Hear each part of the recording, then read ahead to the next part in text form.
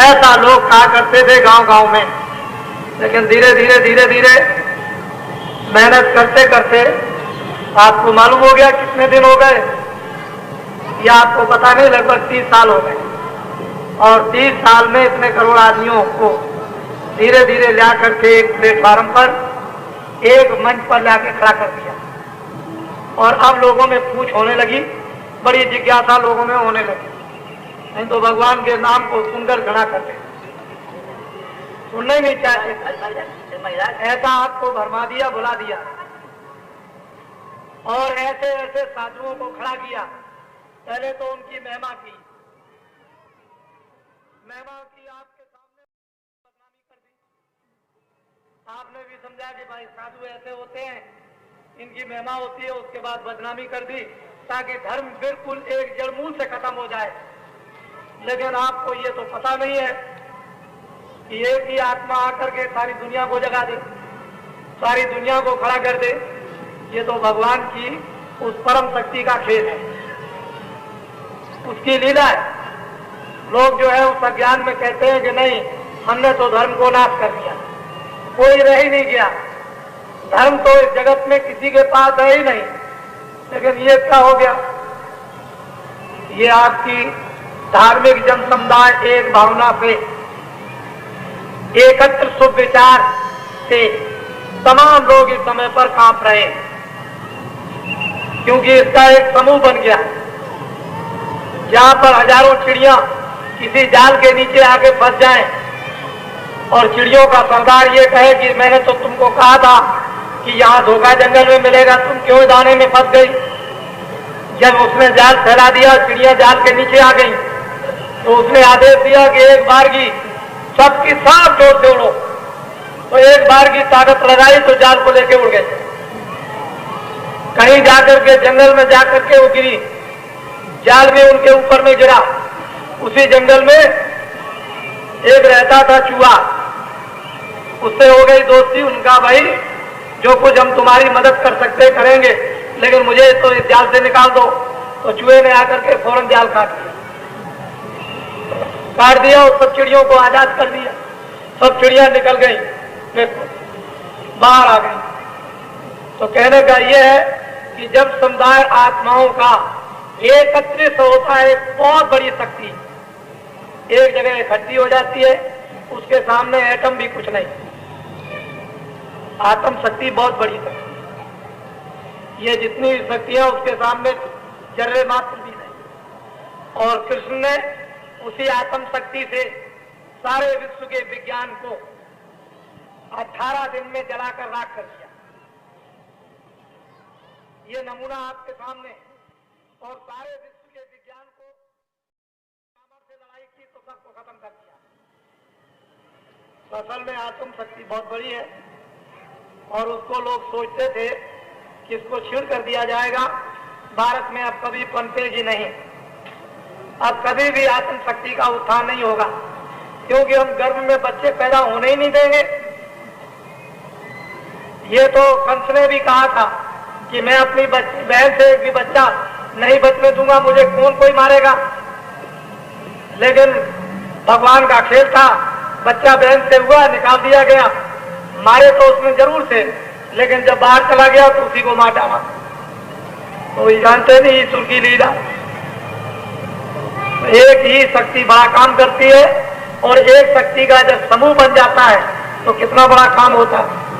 इसलिए आप लोग सब बहुत ही ध्यानपूर्वक, विवेक विचार के साथ, सद्भाव के साथ, प्रेम और विनय के साथ घेरे गए हो, और अब आपको पूछना आ गया।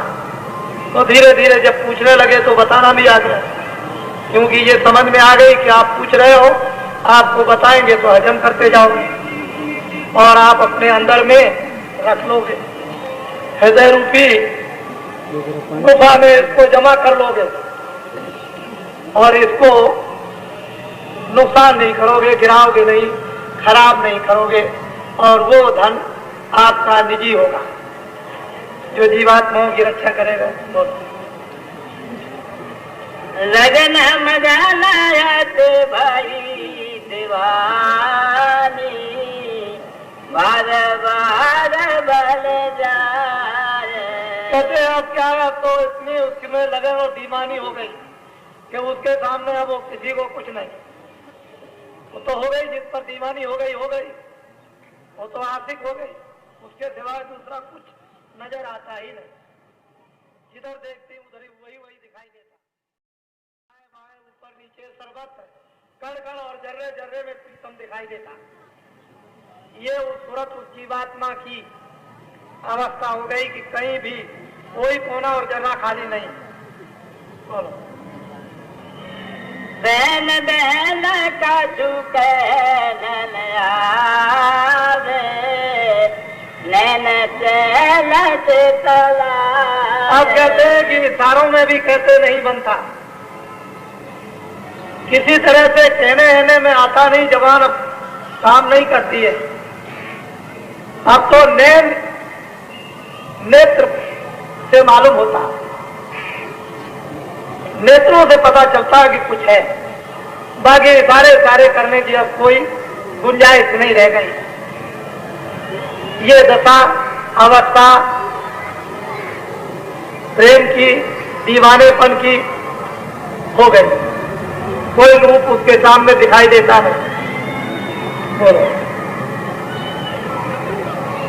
ऐन पहन में समझ सिधारी, बात घाट धराए। कहते हैं कि भाई वो तो जो रास्ता था नेत्रों का उसके अंदर में, वो इतनी तेज और पैनी हो गई, बारीक उसे आते और जाते में क्या देर लगती। एक क्षण मात्र भी उसके लिए देर नहीं गई और आई, जैसे बिजली आती और जाती। इससे भी न मालूम कितनी तेज रफ्तार सूरत की कि आई और गई और आई और गई। मशीन भी कोई काम नहीं कर सकती आने जाने का, इतनी तेज आती उतनी तेज जाती। तो ये है उन जीवात्माओं का भेदभाव जो इस मृतलोक में मुद्दतों से फंस गई। जब वेदी सद्गुरु मिले, इन पर कृपा दया दृष्टि की और इनको अनुकूल बना लिया, दरवाजे फाटक खोल दिए, काम इनका बन गया। जुग जुग सा सोया भाग जाके जहां से आई थी वहीं से पहुंच गई। काम पूरा हो गया, अब कुछ बाकी नहीं। जो होना था तो होली, अब जो कुछ होना था वो होली, यानी होली जैसे होली में आग लगाते हो, होली जो कुछ होना था तो होली, अब कुछ बाकी होना नहीं और कुछ रह नहीं गया। यह है सुरतों की इस कलयुग में अवस्था। 700 वर्षों के अंदर बहुत सी सुरतें, बहुत सी जीवात्माएं, बहुत सी रूहें मालिक के दरबार में हाजिर कर दी गई और हमेशा के लिए मुक्त हो गई। 700 वर्ष के अंदर इसके पहले मालिक का भेद किसी को मालूम था ही नहीं, न किसी को बताया गया था। जब कोई जानता ही नहीं था तो बताया भी नहीं गया।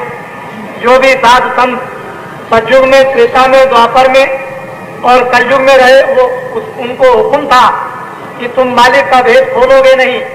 वो कभी नहीं उन्होंने खोला, लेकिन जब आदेश हुआ तो मालिक का वो भेद खुला और उन्होंने सारे दरवाजे तोड़ दिए, सबको अधिकार दे दिया कि सभी जा सकते हैं अपने घर में। सोते बैठते उठते चलते फिरते काम काज करते नित्य में कल्याण में जहां भी समय मिल जाए 10 मिनट आधे घंटे का, वही बैठकर लेटकर तुम जरा सा अपने दरवाजे पर खटखटाओ, टक्कर मारो, आवाज मारो और वो दया दृष्टि हो जाएगी। दरवाजा टूट जाएगा और वहां पर दरवाजे पर दर्शन होंगे, सिपाही हट जाएंगे, चले जाओगे दरवाजे के अंदर। ये सबको अवसर दे दिया कर, इससे बड़ा और सौभाग्य क्या होगा। तो छोटी छोटी चीजों के ऐसे मत बनो। मैंने कल भी कहा, बड़ी चीज मांगो, छोटी चीज अपने आप मिल जाएगी। छोटी चीज में उलझ गए तो ये खिलौना है। जरा सी माया की कोई चीज मांग ली तो उसी में उलझ जाओगे, फिर बड़ी चीज नहीं मिलेगी। इसलिए बड़ी चीज पर लक्ष्य रखो। और छोटी चीज अपने आप बिना मांगे मिल जाएगी। तो हम लोग मांगना जानते नहीं, और दिया भी जाए तो उसको लेना नहीं जानते, और ले भी लिया तो रखना नहीं जानते। इसलिए ये सब कुछ है, देने का, लेने का, रखने का, ये सब भेदभाव सिखाना पड़ेगा। जब सीख जाओगे तभी लेना आएगा, रखना आएगा, और फिर उसको हजम कर लोगे। ये मैंने एक छोटा सा आपको सुना, क्योंकि आप बैठे हुए थे दर्द में, बच्चों के कुछ गीत गाने हो रहे थे, थोड़े से थे वो भी नसीहत थे, शिक्षा वो भी थी, तो लेकिन ये है सत्संग। अब 7:30 बजे होगा, और उसके बाद जब सत्संग समाप्त होगा तो नामदान होगा, और जब नामदान हो जाएगा तो तुरंत उसके बाद ही फिर आपको कुछ और दृश्य देखने को आपको मिलेंगे।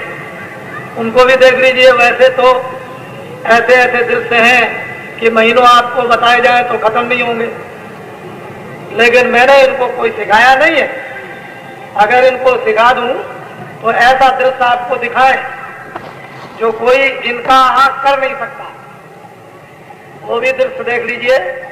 और आप अपने निकटवर्ती नर नारी बच्चे बच्चियों को ले आइए। जो बच्चे बच्चियां इस मैदान में आएंगे उनके ऊपर संस्कार स्वाभाविक पड़ जाएंगे, क्योंकि उनमें तो कोई बुराई होती नहीं, वो तो निर्मल होते हैं। तो महात्माओं की कृपा शक्तिपात उनकी अंतर आत्मा पर, हृदय पर जल्दी असर हो जाता है और संस्कार पड़ जाते हैं। तो बच्चों को बिना सिखाए हुए आ जाएगा, उनको ले आके बैठा लो और आप यहाँ आकर के सीखो और अपनी धुलाई करो। बच्चों की धुलाई तो अभी करना नहीं, तो धोए धाए थोड़ी सी उन पर दया हो जाएगी, काम हो जाएगा, लेकिन गंदे तो आप हो गए, तो अपनी धुलाई करो। आज बोलो जय गुरुदेव।